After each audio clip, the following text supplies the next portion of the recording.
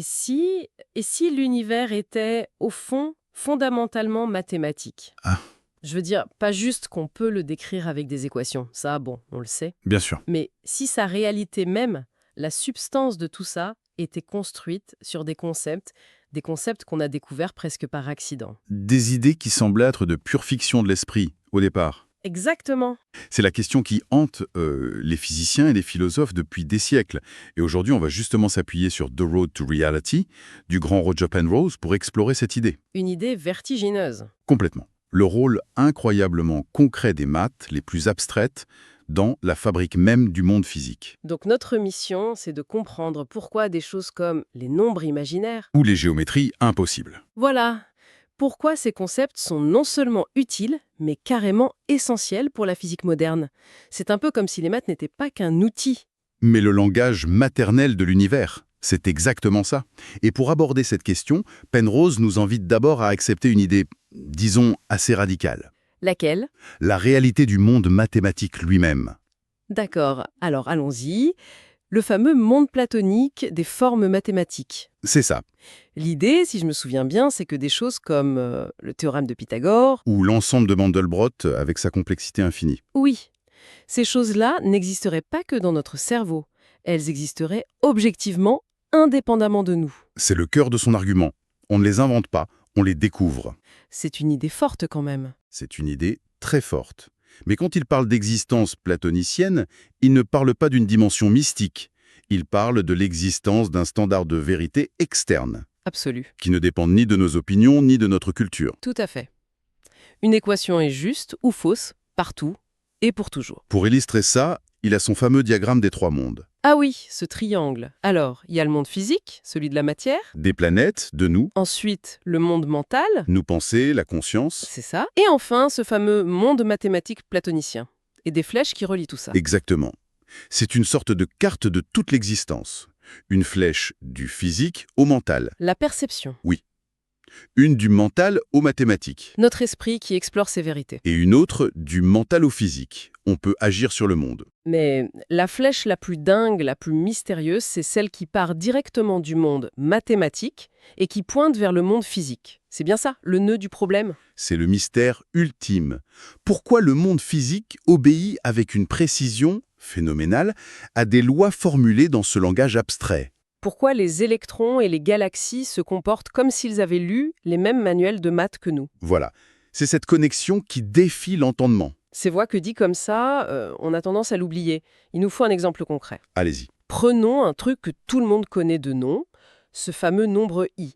La racine carrée de -1. Au lycée, ça a l'air d'une bizarrerie totale, un truc qui ne peut pas exister. Un nombre, multiplié par lui-même, ne peut pas donner un résultat négatif. Et c'est un point historique crucial. Pendant des siècles, les mathématiciens pensaient la même chose. Ah oui. Quand des gens comme Cardano au XVIe siècle sont tombés dessus en résolvant des équations, ils voyaient ça comme un artifice sophistiqué, presque de la triche. On l'a appelé imaginaire, ce n'est pas pour rien. Justement, il n'y avait aucune contrepartie dans le monde réel, tangible. C'était un fantôme dans la machine. Mais un fantôme qui, bizarrement, marchait. On faisait des calculs avec ce i, et à la fin, pouf, il disparaissait et laissait une solution bien réelle. C'est ça qui est fou. C'était un outil utile mais suspect. Et puis, bien plus tard, on a réalisé quelque chose de fondamental. Quoi donc? Si on arrête de penser à i comme un nombre sur une ligne et qu'on le voit comme une opération dans un plan, tout s'éclaire. Une opération? Géométriquement, multiplier un nombre par i, ce n'est rien d'autre qu'une rotation de 90 degrés dans le plan complexe. Attendez. Donc, ce n'est pas que de l'algèbre, c'est de la géométrie. Voilà. Si je prends le nombre 1 sur l'axe horizontal et que je le multiplie par i, Vous faites un quart de tour et vous vous retrouvez à la position i sur l'axe vertical. d'accord. Et si je le fais une deuxième fois, je multiplie i par i. Vous faites une autre rotation de 90 degrés. Et là, j'ai fait un demi-tour complet, une rotation de 180 degrés. Je suis passé de 1 à -1. Voilà. Donc, i au carré égale -1. Ça y est, ça prend sens. La rotation est la clé. Ça le rend tout de suite plus concret. Absolument. Cette vision géométrique a tout changé. Ce qui était imaginaire est devenu une transformation, une action. Et c'est là qu'on retrouve notre grand mystère. Lequel? Cette fiction mathématique s'est révélée être la pierre angulaire de notre théorie la plus fondamentale. La mécanique quantique. Exactement. Mais pourquoi? Pourquoi les nombres réels, ceux de tous les jours, ne suffisent pas pour décrire l'infiniment petit? C'est une excellente question. En fait, c'est parce que la mécanique quantique ne décrit pas des objets avec des positions fixes, comme des billes. Elle décrit des ondes de probabilité. C'est ça. Et une onde a deux propriétés. Une amplitude, sa hauteur, et une phase, sa position dans le cycle. Pour décrire ces deux informations en un seul nombre, les nombres réels ne suffisent pas. Il faut les nombres complexes. Il faut les nombres complexes. La nature, à l'échelle quantique, ne parle pas en nombres réels. Elle parle en nombres complexes. C'est stupéfiant. Une fiction algébrique qui se révèle être le langage de l'infiniment petit. Est-ce que ce schéma se répète ailleurs? C'est une transition parfaite. Si on bouscule les vérités évidentes, non plus de l'algèbre, mais de la géométrie qu'on apprend à l'école. On retrouve exactement le même schéma. On part tous de la géométrie d'Euclide. Et un de ses piliers, le cinquième postulat. Semble inattaquable. Par un point extérieur à une droite, il ne passe qu'une seule parallèle. Ça paraît évident. Tellement évident que ça n'a même pas l'air d'un postulat, ça a l'air d'un fait. Et pourtant, on a essayé de le prouver pendant 2000 ans. Sans succès. Exactement. Et c'est là que l'histoire prend un tournant fascinant. Au XVIIIe siècle, un mathématicien jésuite, Saccheri, a une idée. Laquelle? Il se dit « Je vais le prouver par l'absurde. Je vais supposer qu'il est faux, qu'il peut passer plusieurs parallèles par ce point. Et je vais développer la logique jusqu'à tomber sur une contradiction. » Et ça prouverait qu'Euclide avait raison. Logique. Sauf que il n'a jamais trouvé de contradiction. Comment ça?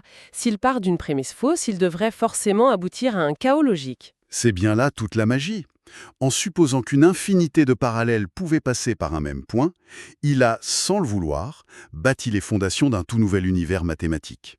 Un univers cohérent? Parfaitement cohérent, avec ses propres règles, un monde sens dessus-dessous, qu'on appelle aujourd'hui la géométrie hyperbolique. Et lui, il ne s'en est pas rendu compte. Il était si déconcerté qu'il a conclu, à tort, qu'il avait dû trouver une contradiction subtile. Mais il n'y en avait aucune. Il avait découvert un nouveau continent sans le savoir. Et ça ressemble à quoi ce monde? Penrose mentionne les gravures de M.C. Escher.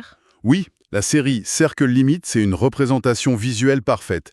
Imaginez que vous êtes un des poissons dans la gravure. D'accord. De votre point de vue, tous les poissons autour de vous ont la même taille. Pour aller du centre au bord, il vous faudrait un nombre infini de pas. Le bord est à l'infini. C'est un univers infini contenu dans un disque fini. C'est ça. Et les lignes droites sont des arcs de cercle. C'est un monde où la somme des angles d'un triangle fait toujours moins de 180 degrés. C'est là que ça devient complètement fou. Une expérience de pensée, un jeu de mathématiciens, finit par décrire potentiellement la forme de notre propre univers. C'est plus qu'ironique, c'est une leçon d'humilité. C'est Einstein et la relativité générale qui nous ont appris ça. L'espace-temps n'est pas une sème passive et plate. Non. La matière et l'énergie le courbent. Et sur des échelles cosmologiques, la géométrie de notre univers doit être l'une des 3 seules géométries uniformes possibles. Soit plate, euclidienne, Soit à courbure positive, comme une sphère, soit à courbure négative, hyperbolique. hyperbolique. Donc cette absurdité logique, cette fiction, est devenue une des 3 possibilités pour la forme de la réalité à sa plus grande échelle. Exactement. On est passé d'un jeu intellectuel à une question cosmologique majeure. Le schéma se répète. Faisons le point. On a donc des concepts nés de l'abstraction la plus pure. Un monde d'idées mathématiques qui semble exister objectivement. Oui, des nombres imaginaires qui deviennent le langage de la physique quantique. Et c'est ça. Et des géométries impossibles qui pourraient décrire la forme du cosmos. Le lien est de plus en plus étroit. Et c'est là qu'il faut aller au-delà du simple constat que les maths sont utiles. Ce que Penrose souligne, c'est la précision phénoménale et la beauté subtile de cette adéquation. Ce n'est pas juste une approximation. Non, ça marche avec une exactitude vertigineuse. Ça suggère une connexion bien plus profonde qu'une simple boîte à outils. Ce qui nous amène à une question. Vertigineuse. Est-ce qu'on découvre ces lois mathématiques qui existent quelque part dans ce monde platonicien? Ou est-ce qu'on les invente et l'univers, par une coïncidence extraordinaire, y obéit? Voilà. Penrose penche très clairement pour la découverte. Pour lui, le monde physique est une sorte d'émanation, une instantiation d'une vérité mathématique préexistante. On n'est pas les auteurs de ces lois. On en est les archéologues. On déterre des structures qui étaient là bien avant nous. Et ça change complètement notre place dans l'univers. On passe de législateur à simple lecteur d'un grand livre déjà écrit. Le fossé entre le monde des idées et le monde physique semble... Beaucoup moins grand qu'on ne l'imaginait. C'est presque comme s'ils étaient deux facettes d'une même réalité. On pourrait même se demander si c'est vraiment un fossé. Et ça soulève une question importante pour le futur. Les sources qu'on a explorées abordent des structures encore plus abstraites. Encore plus étrange. Oui, comme les quaternions ou les algèbres de Clifford. Des concepts encore plus bizarres que les nombres complexes, qui ont déjà donné du fil à retordre aux mathématiciens pendant des siècles. Tout à fait. Alors, si on suit la logique qu'on a explorée, D'accord. si les nombres complexes, une curiosité au XVIe siècle, sont devenus fondamentaux pour la mécanique quantique au XXe, Oui.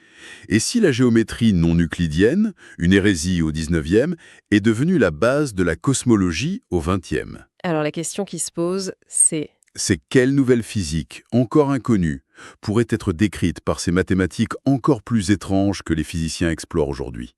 C'est une pensée fascinante pour conclure. Chaque nouvelle couche de maths abstraite, chaque nouvel univers impossible exploré par simple curiosité, pourrait en fait être la carte d'un territoire de la réalité physique. Un territoire qui attend simplement d'être découvert. La route vers la réalité semble vraiment pavée de pures idées.